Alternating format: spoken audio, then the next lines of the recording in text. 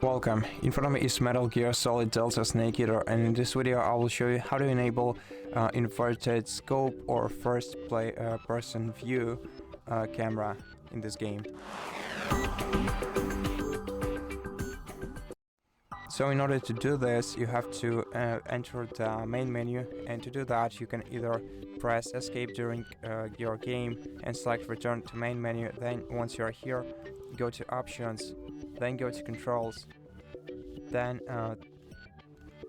in controls scroll down and change this value to on or to off whenever you want to turn it off. Then to apply changes, just exit this menu either by pressing the right key of your mouse or escape. And that's it. Thank you for watching this video. If you liked it, consider subscribing to our channel, leave us a like in the comment below, and I'll see you in the next one.